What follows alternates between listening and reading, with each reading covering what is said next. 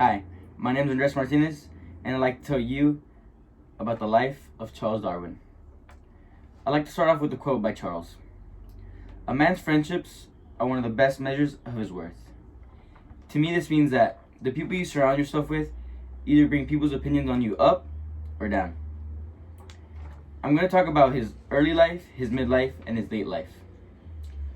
In his early life, Charles Darwin was born on February 12, 1809, in Shrewsbury, England. He was born into a wealthy family. He was the second youngest of 6. His parents were Dr. Robert and Susanna Darwin. Darwin's mother died when he was only 8 years old. His grandfather was Erasmus Darwin, well known at the time as a scientist with normal ideas. Darwin's first few years in school were at Shrewsbury School. He did not do very well. He later wrote, "I believe that I was considered by all the masters and by my father as a very ordinary boy, rather below the common intelligence." But really, Darwin's own interest was nature. He had a beetle collection with some very rare beetles. Darwin's midlife was from 1825 to 1836. In October 1825, at age 16, Darwin enrolled at the University of Edinburgh. He enrolled with his brother Erasmus, the same name as his grandfather's.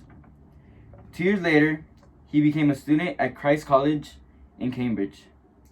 His father hoped that Darwin would follow his footsteps and become a medical doctor, but the sight of blood made Darwin queasy.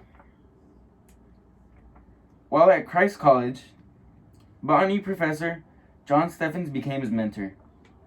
After Darwin graduated with a bachelor's in arts in 1831, Hensel recommended him for a naturalist position aboard the HMS Beagle. The ship, commanded by Captain Robert Fitzroy, was to take a 5-year survey trip around the world. On December 27, 1831, the HMS Beagle launched its first voyage around the world and Darwin aboard. Over the course of the trip, Darwin collected a variety of specimens. Upon his return to England in 1836, Darwin began to write up his findings. His findings were written in the Journal of Researches, published as a part of Captain Fitzroy's larger narrative, and later edited into the Zoology of the Voyage of the Beagle. The trip had a monumental effect on Darwin's view of natural history. He began developing a theory about the origin of life. In his late life, from 1837 to 1882, Darwin's theory of evolution declared that species survived through a process called natural selection.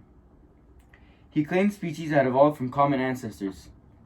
Darwin's theory of evolution and the process of natural selection later became known as simply Darwinism. In 1858, after years of scientific investigation, Darwin publicly introduced his revolutionary theory. On November 24, 1859, he published a detailed explanation of his theory in his best-known work, On the Origin of Species by Means of Natural Selection. In the next century, DNA studies provided scientific evidence for Darwin's theory of evolution. In the 1800s, social Darwinism emerged to explain evolution in social and economic issues. On April 19, 1982, Charles Darwin died at his family home.